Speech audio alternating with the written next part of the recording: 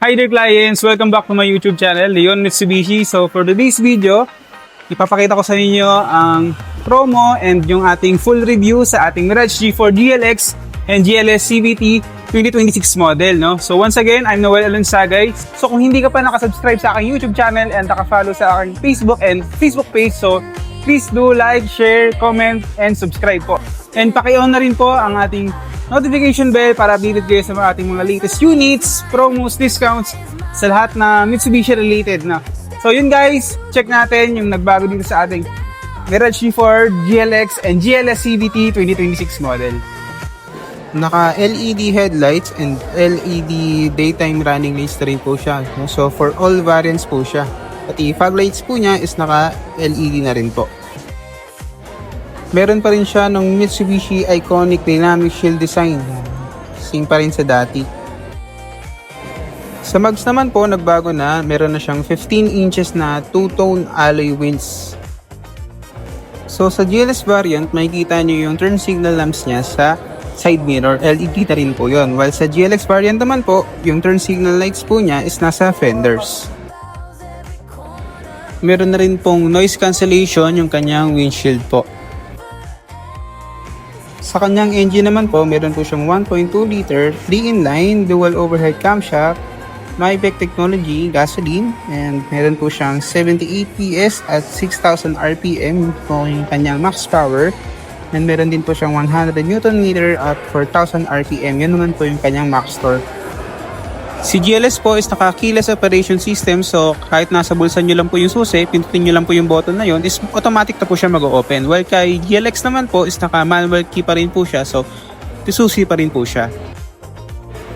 As you can notice din po guys, so mas premium din po yung material na ginagamit sa steering wheel ni GLS compared to GLX. And add ko lang din po for both variants is meron na rin po siyang active stability and traction control. Sa mga nagtatanong po dyan guys, hindi pa po siya naka leather seat covers. So naka high grade black fabric seats pa rin po siya.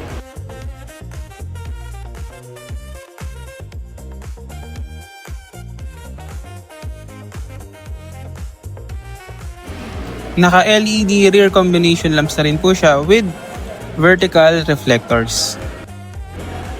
Isa pa po sa naging difference nila is si Mirage G4 GLS is meron siyang built-in na reverse camera, and then naka-keyless na rin po yung kanyang trunk, no? So kahit nasa bulsa nyo lang po yung susi, pag pindot nyo lang po nun is automatic na po siyang magbubukas. While kay GLX po is naka-manual key pa rin po. Sa trunk capacity naman po, meron po siyang 450 liters sa trunk capacity. So dito rin po located yung kanyang spare tire. All variants of Mirage G4 is unleaded gasoline po, and meron po siyang fuel tank capacity na 42 liters po. So sa promo natin, so GLX variant, yung naka zero down payment with free 2 months amortization. Ngayon yung free 2 months amortization na yun guys is ma-avail nyo lang sa ating 4 na participating banks. Unang-una na dyan si BDO, BPI, RCBC, and Sterling Bank of Asia. So kung sa ibang bangko po kayo ma-approve guys, zero down payment lang po yung ma-avail nyo yung promo. So per Mirage G4 GLX CVT po yun guys ha. So sa Mirage G4 GLS naman po guys, so naka zero down payment po siya with free 1 month amortization po sa 4 din po na bangko. BDO, BPI, RCBC, and Sterling Bank of Asia. So yun guys. So sa freebies naman guys, no? So alam niyo naman, lagi natin namimigay dashcam, rain visor, car cover, yung seat cover galing sa ating kasa, 2 rows deep dish matting aside dun sa pinamimigay ng kasa namin na genuine matting, no? Plus yung trunk tray sa likod, yung sa pinakasaping niya. Tapos meron pa kayong muffler tip or yung tailpipe finisher na tinatawag para mas maganting ninyo sa tambucho. Then air dispenser, habang sa sasakyan, Mitsubishi umbrella, Mitsubishi mug, and Mitsubishi keychain. So guys, subject for in-house bank financing tayo, no? So sa akin po kayo magsasabit ng requirements and ako na pong bahala maglapit sa mga bangko na affiliated po sa amin.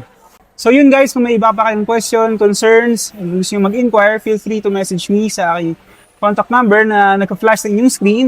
And then, nandyan din po yung aking personal account, Facebook page, tsaka ito pong YouTube channel ko, no? So, comment lang po kayo dyan. So, yun lang guys. Ingat. Kita-kits sa release. Bye-bye.